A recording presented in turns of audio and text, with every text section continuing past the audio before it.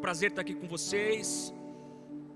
Para quem não me conhece, sou o Paulo, sirvo na CN Vila Olímpia junto com o pastor Dito, sou um dos pastores ali junto com ele e com o pastor Henrique também, e hoje estou aqui para servi-los, amém? Eu quero convidar você a abrir sua Bíblia Sagrada no livro de Gênesis, primeiro livro da Bíblia.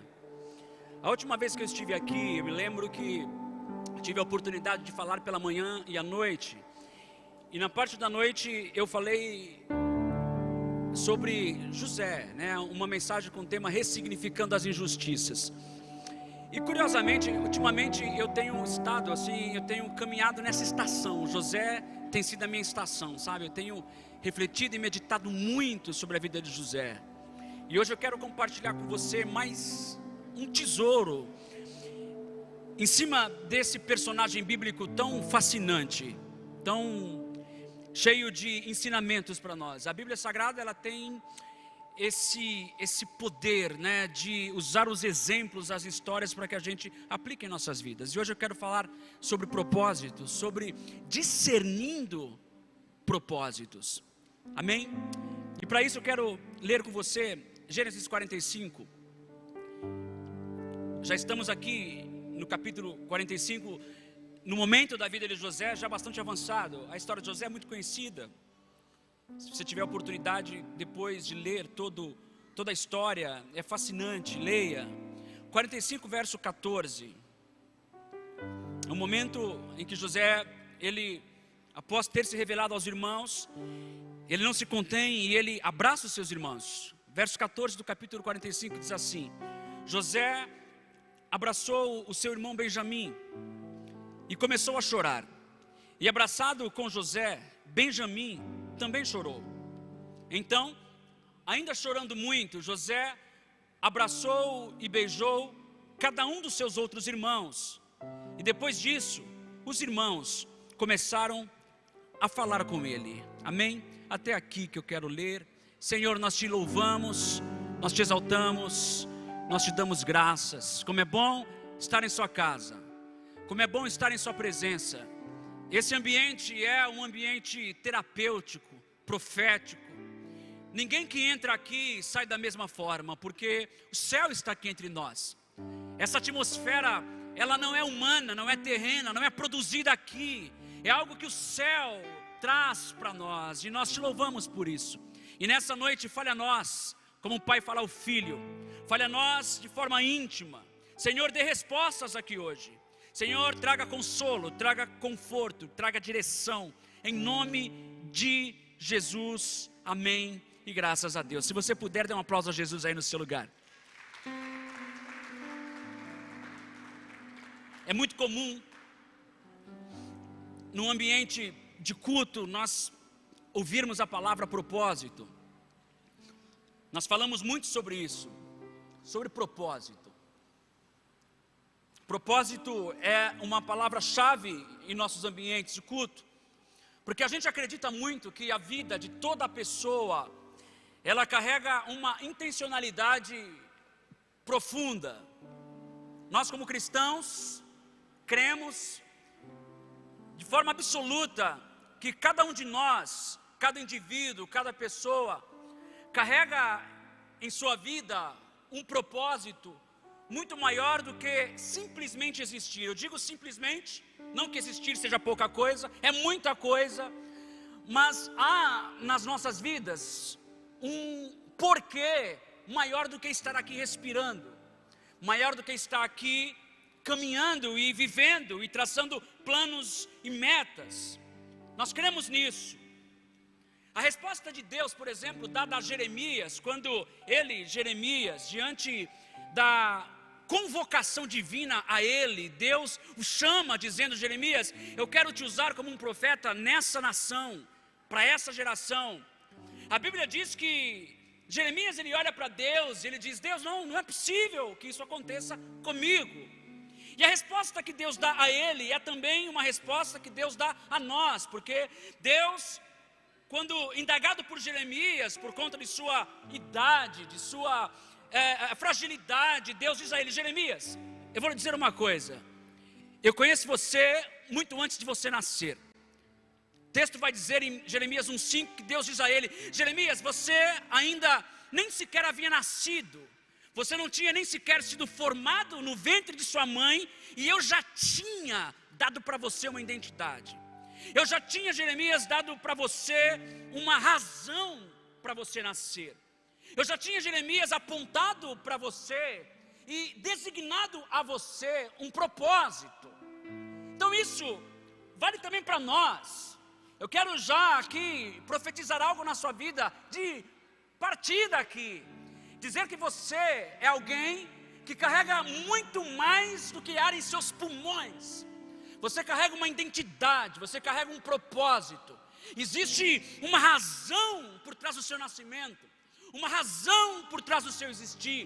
Existe algo que Deus te comissionou. Sabe, sempre que Deus quer fazer algo na terra, Ele faz nascer alguém. E eu quero ser profeta hoje aqui na sua vida e dizer que você nasceu para um fim muito maior do que existir. Há um propósito por trás da sua existência. Nós nascemos para um propósito. Nós nascemos para uma missão e nós precisamos perseguir isso até a gente encontrar, até a gente se encaixar e até a gente perceber que propósito é esse. Propósito é uma palavra que tem sido muito utilizada nos dias de hoje. E curioso que não apenas nós, cristãos, nós temos feito uso dessa palavra, mas se você observar, muitas outras frentes têm feito uso dessa palavra. Aliás, a gente na CN, nós não gostamos muito de fazer essa distinção entre dois mundos. Nós queremos, se você ler o livro do bispo J.B. Carvalho, Metanoia, você vai perceber isso e vai entender o que eu quero dizer. A gente acredita que nós somos enviados de forma apostólica. Logo, quando algo ou alguém, uma instituição lá fora usa um termo que é nosso, é porque o reino está lá, o reino está se movendo. E é muito comum você ver, né, nas empresas, as empresas preocupadas em ter um propósito. Quantos já perceberam isso? Cada vez mais as pessoas, elas buscam isso. As pessoas querem trabalhar, Francisco, produzir, se entregar a um propósito. Você já teve aquela sensação de estar fazendo algo e você fala, não está legal, porque é como se você não se encaixasse em seu propósito. Marcas procuram se posicionar com um propósito claro em relação aos serviços que prestam e ao produto que oferecem aos seus consumidores. O que é propósito? Propósito é a intenção que move alguém, é um desígnio, é um projeto maior de vida. Propósito é algo que faz com que você não veja na sua vida nada maior do que isso. Não existe realização pessoal que ocupe o lugar de um propósito.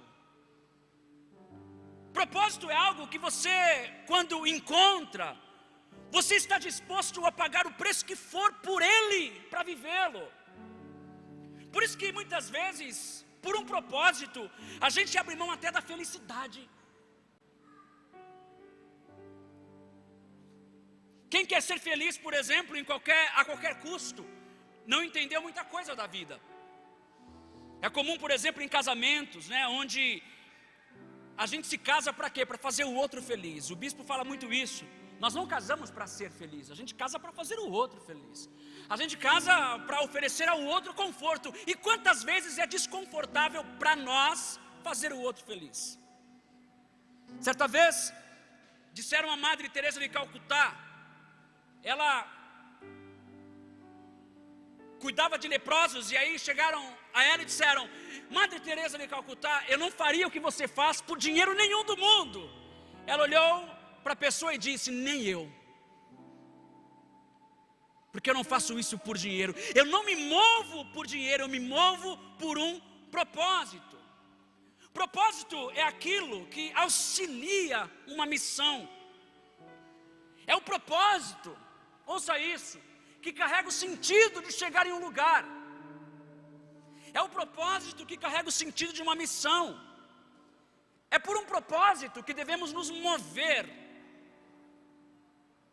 É o propósito em algo que fazemos, que dá para a gente aquele fôlego a mais, para a gente continuar em nossa missão cotidiana. É o propósito. O propósito é algo que está mais vinculado ao destino do que ao trajeto. Alguém que se move por um propósito, ele se move olhando para o destino, olhando para o futuro, porque essa pessoa sabe que no futuro as coisas farão sentido. Propósito está mais vinculado ao destino que ao trajeto. A missão, a visão, por exemplo, estão mais vinculadas ao trajeto que ao destino. Mas propósito de vida está mais vinculado ao destino do que ao trajeto. E como é que a gente pode alcançar o nosso propósito? Tendo uma visão clara sobre ele. É uma visão clara sobre ele que nos leva até ele. Normalmente, um propósito, ele fica evidente no futuro. Tem coisas que não faz sentido no presente que você está vivendo.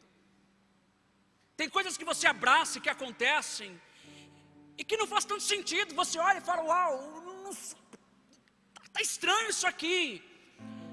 Porque não faz sentido no presente, mas no futuro fará. A gente leu aqui a história de José. Você conhece a história? Até que José fosse chamado da prisão, nada vinha fazendo sentido. Até que Faraó olhasse para ele e dissesse, chamem José aqui. Até então nada para ele fazia sentido. É necessário ter uma visão clara de um propósito. E propósito a gente só enxerga no futuro. Eu quero desafiar você hoje aqui a ter uma visão clara do seu futuro, a ter uma visão clara do lugar para onde você está indo, para onde você está caminhando. Por mais que hoje algumas coisas pareçam que não fazem sentido, quando Deus chama Abraão em Gênesis 12, Abraão, sai daí, sai da sua terra, do meio da sua parentela, vai para um lugar que eu vou te mostrar. Abraão, se você sair, olha em ti, eu vou fazer bendita todas as famílias da terra. E Abraão saiu sem saber para onde estava indo, mas ele olhava para o futuro, ele olhava para as palavras, ele se movia por palavras. Enquanto caminhamos, muita coisa não faz sentido, mas fará sentido quando você chegar no seu destino. Para José, muita coisa não fazia sentido, até que ele, José, foi chamado por Faraó. Olha, vem, tragam ele aqui. É preciso uma visão. Eu gosto de pensar que visão é a visualização clara de um propósito. Por isso que nós precisamos nos mover por uma visão. Você não deve e não pode se mover por necessidade. Você precisa se mover por uma visão. Você precisa se mover por um propósito. Você não pode dar um passo sequer, se não for para dar esse passo por um propósito, por uma visão. Eu me lembro que na Global de 2020, o bispo J.B. Carvalho, ele fez um profético poderoso. E ele dizia algo naquele profético, ele falava assim, nós não podemos nos mover por necessidade. Não se mova por dinheiro, não se mova por necessidade, se mova por uma visão. Quem tem uma visão tem destino. Quem tem uma visão tem futuro. Quem tem uma visão, sabe, está indo para um lugar onde em breve as coisas vão fazer sentido. Quem se move por necessidade acaba abrindo mão do propósito. E eu quero dizer algo a você: não abra mão do seu propósito por necessidade alguma. Não se mova por suas necessidades. Se mova por uma visão. Se mova por um propósito. Há um exemplo na Bíblia. Inclusive o tio de José, Esaú, ele vendeu o seu propósito por uma necessidade. Teve fome, teve vontade de comer um guisado e disse a seu irmão: olha, eu vou vender para você a minha primogenitura, eu vou vender para você a bênção do irmão mais velho, eu vou vender para você o meu destino. E vendeu por uma necessidade. Não venda o seu propósito por uma necessidade. Não venda o seu propósito por necessidade alguma. Jesus no Getsemane, quando ele estava ali, sabe, psicologicamente abalado, Lucas vai dizer que Jesus suou gotas de sangue, porque a pressão psicológica era tão grande que ele gotejava sangue. E ali no Getsemane, podendo voltar, Jesus ele faz uma das orações mais sinceras. Ele diz a Deus: Pai, se for possível, passe de mim esse cálice, mas não seja feita a minha vontade, mas a sua. E por que Jesus dá essa resposta? Porque Jesus se movia por um propósito. Jesus se movia não por uma necessidade, ele se movia por um propósito. Quando tentado no deserto pelo diabo, a princípio, se você ler lá em Mateus 4, você vai ver que a primeira tentativa do diabo foi em cima de uma necessidade de Jesus. Veja que você tem fome, pegue essas pedras, transforme elas em pão, coma, se alimente. E Jesus diz a ele algo nas entrelinhas, é como se Jesus dissesse: ei Satanás, eu quero lhe dizer que eu tenho um propósito, eu sei para onde eu estou indo, eu sei de onde eu vim e sei para onde eu vou. Nem só de pão viverá o homem, mas de toda a palavra que sai da boca do Senhor. Eu no seu lugar aplaudiria Jesus bem forte. Aleluia. Ele se movia por um propósito. Deixa eu lhe dizer uma coisa sobre propósito. Todo propósito envolve pessoas, e não apenas você. Todo propósito envolve gente. Se você tem um propósito em sua vida onde pessoas não fazem parte disso, tem alguma coisa errada.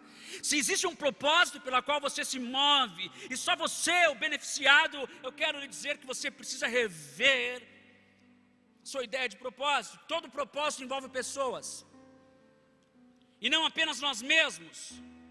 Alguém disse, que não lembro quem, que Deus não une pessoas, Deus une propósitos. A gente utiliza muito essa frase em casamento, mas se aplica em tudo na vida. Os seus amigos, as conexões que você faz. As pessoas são portas, a gente acredita muito nisso. Pessoas são acessos. Alguém que surge em sua vida é um acesso. Existem lugares que Deus quer te levar, que você não irá por intermédio de alguém, porque pessoas são acessos. Deus não une pessoas, Deus ele une propósitos. Então todo propósito envolve gente, envolve pessoas. Victor Frankl, ele tem um livro chamado Em Busca de Sentido. Se você nunca leu, leia. É um livro de cabeceira. Eu tive a oportunidade de ler ele algumas vezes, e sempre que posso presentear alguém com esse livro, eu presenteio. Porque ele no livro, ele relata uma experiência que ele teve em Auschwitz, e ele era um prisioneiro, e ele disse que o que manteve ele vivo, tornou-se inclusive uma teoria, o que tornou ele vivo foi o fato de ele ter propósitos claros e definidos, fora daquele acampamento. Foi isso que manteve ele vivo. Nós precisamos encontrar o nosso propósito. Martin Luther King vai dizer: se alguém não descobrir algo pelo qual morrer, esse alguém não está pronto para viver. Nós precisamos descobrir e discernir o nosso propósito. E eu quero dizer umas coisas aqui sobre propósito, mais algumas. Não é o propósito que se adapta a você. Se entregue. A Gisele profetizava aqui, falava sobre rendição.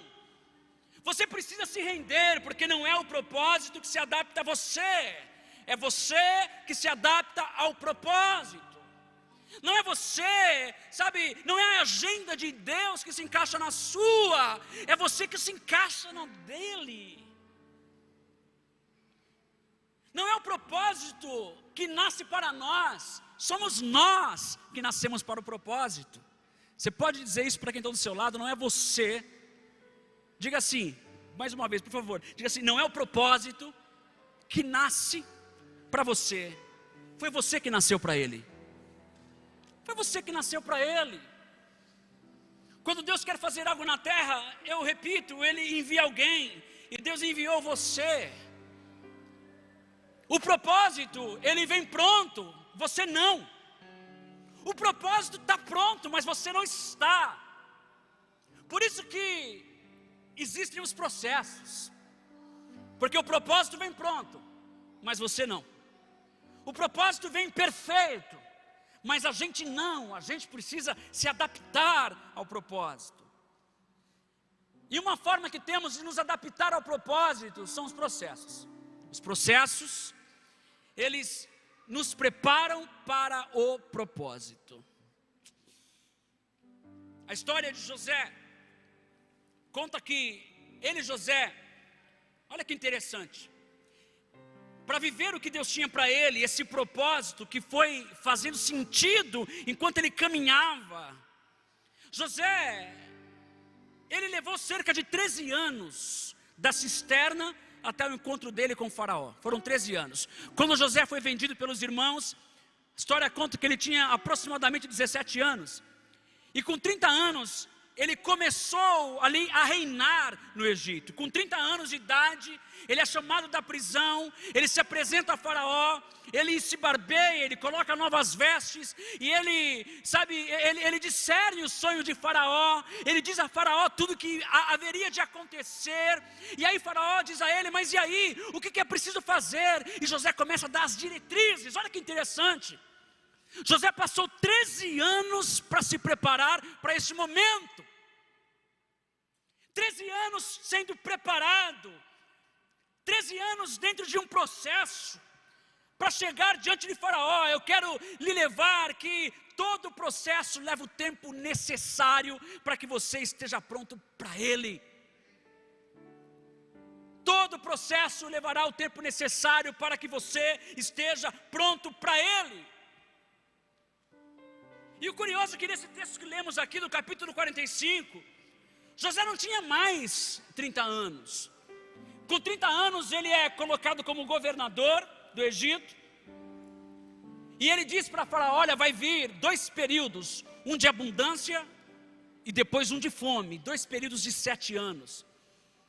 E no capítulo 45 a história conta que eles estavam no 2º ano de fome. Ou seja, com 30 anos ele é colocado como governador, passam-se 7 anos de bonança, e eles estão agora no 2º ano de fome. José tinha 39 anos, quando ele se encontrou com seus irmãos. Entenda uma coisa, hoje aqui, para a gente caminhar para a parte final dessa mensagem. Entenda uma coisa, que processos levarão o tempo necessário para te preparar para o seu propósito. Deus leva o tempo necessário, o tempo que for necessário para preparar você, para que você esteja pronto para o seu propósito. Existe uma zona, de convergência, um ponto de inflexão na sua história. Existe um momento onde tudo vai fazer sentido, onde hoje as coisas não se encaixam. Eu quero dizer que esses processos estão te preparando para que você esteja pronto para o peso do propósito de Deus em sua vida. Amém? José, ele teve que ficar pronto para o propósito. É necessário que você esteja pronto para o propósito.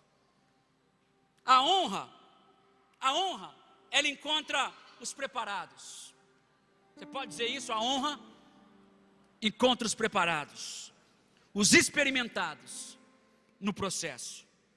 Por isso que os processos que envolvem o seu propósito, eles vão muitas vezes te dar uma sensação de esmagamento. Quando já teve essa sensação? Parece que Deus está me esmagando. Situações que surgem, pastor Negueb, a sensação que dá é que Deus está nos apertando.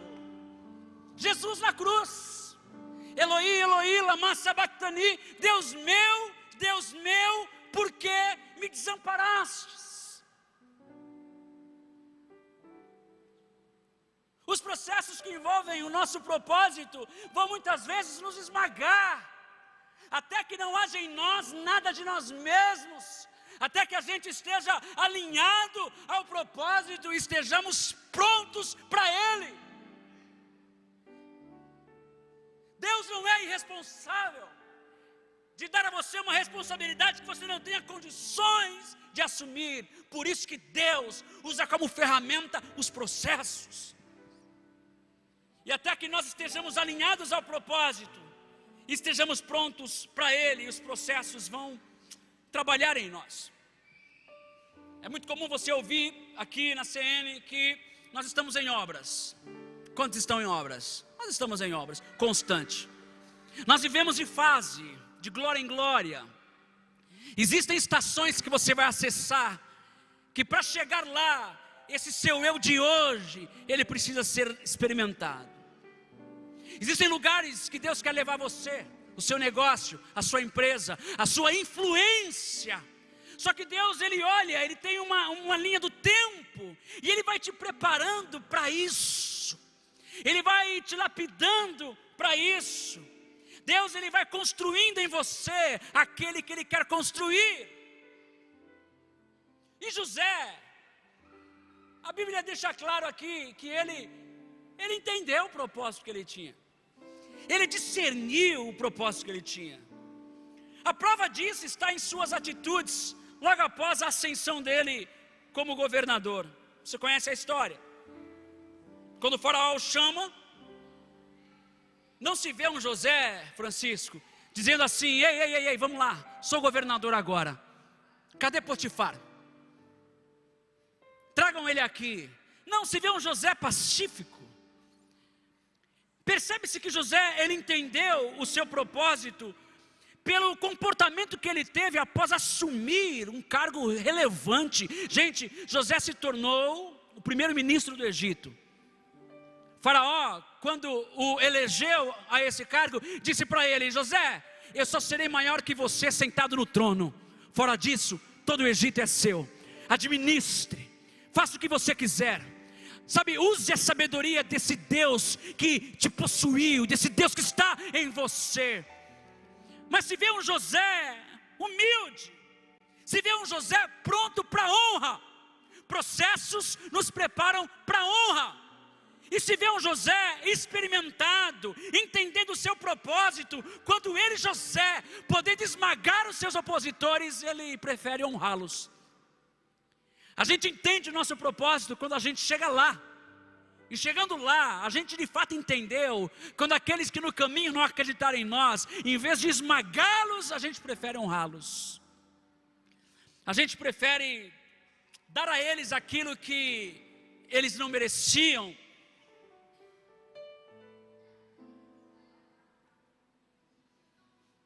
A prova que José entendeu o seu propósito está no fator chamado honra. Você pode dizer isso? Honra. José, em vez de reagir, ele agiu com honra. José, ele pede para os irmãos: chamem, tragam meu pai aqui. Estou acabando já a palavra. Tragam meu pai aqui. Busquem-o. Tragam-o aqui.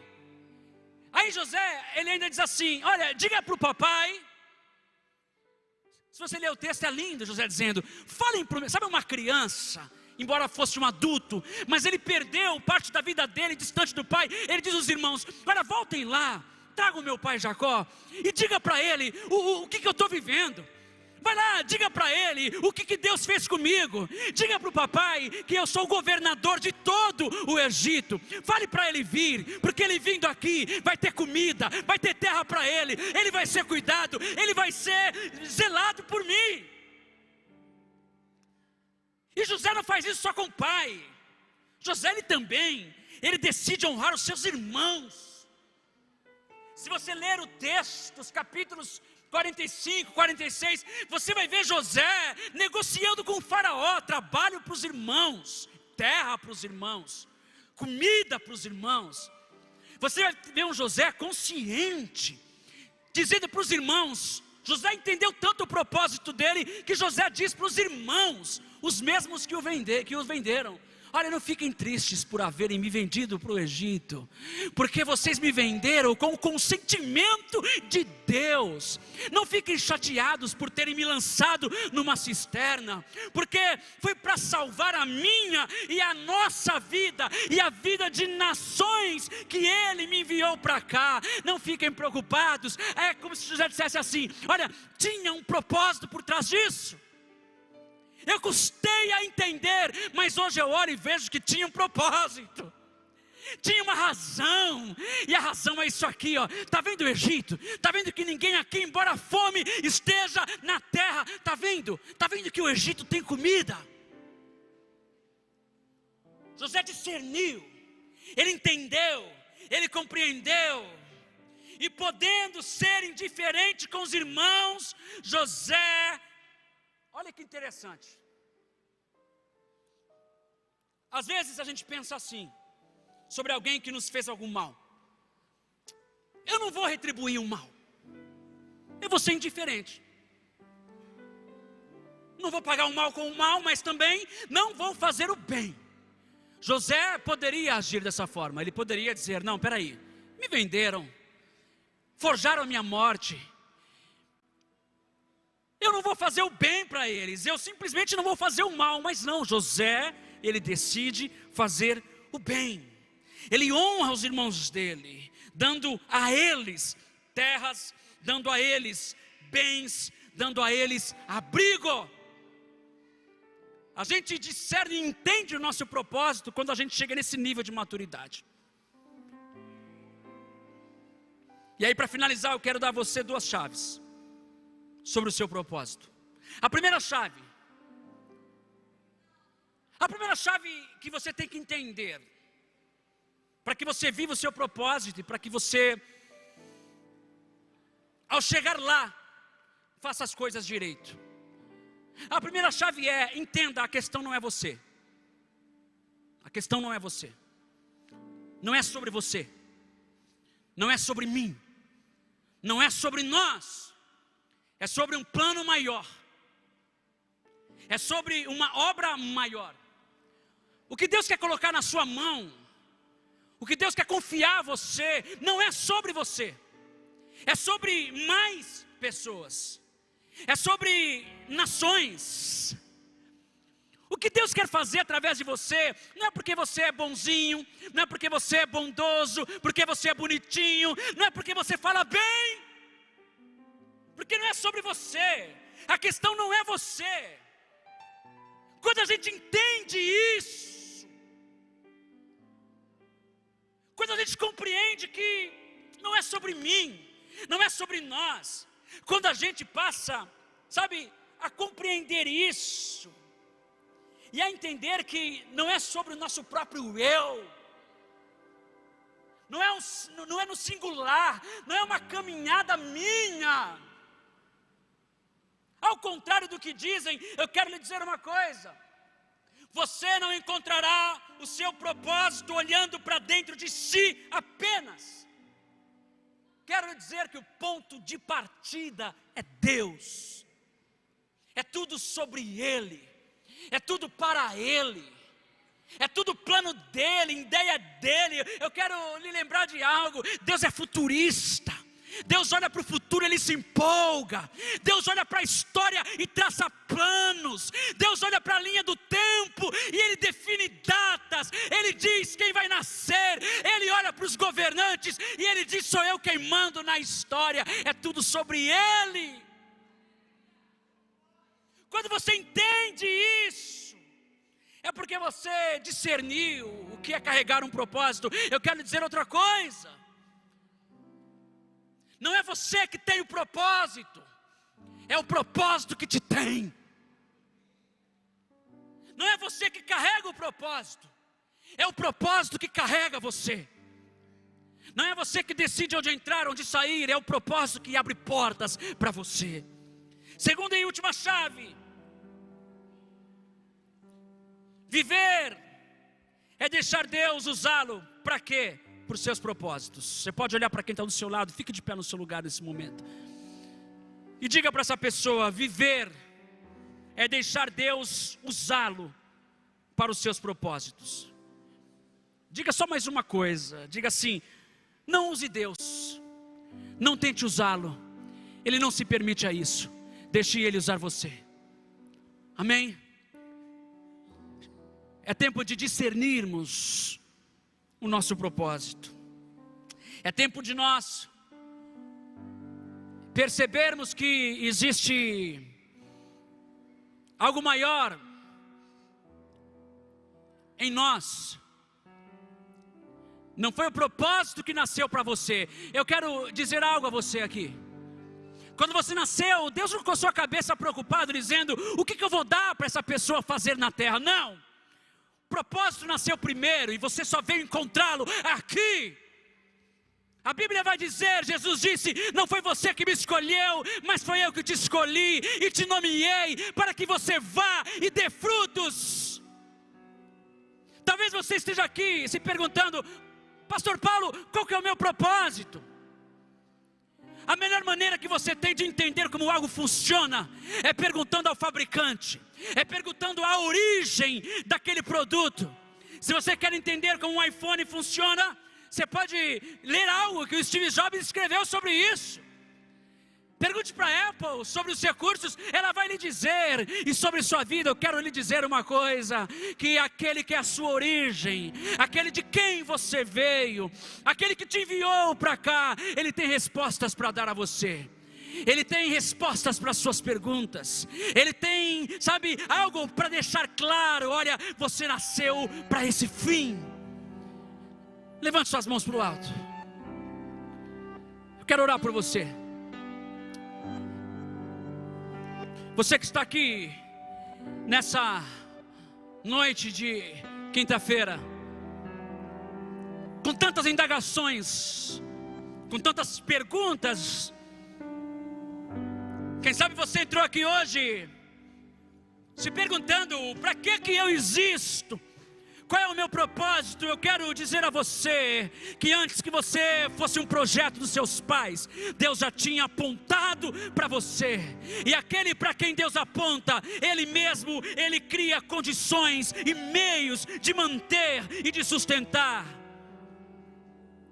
Há pessoas aqui entre nós que vieram com esse vazio para esse culto, querendo se encaixar, querendo se adaptar, querendo, sabe... Olha, Deus está aqui hoje para te dar respostas. Você que está aqui, eu quero orar com você. Você que fala: Paulo, eu preciso me encontrar com esse propósito.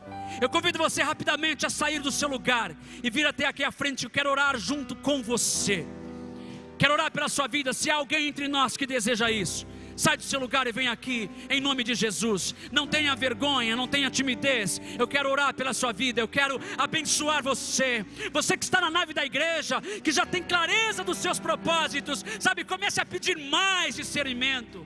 Comece a pedir para o Senhor: Senhor, eu quero viver para esse propósito, eu quero me adaptar a Ele. Oh, Senhor, nós queremos orar, Pai, por essas vidas que estão aqui vindo. Isso, vem.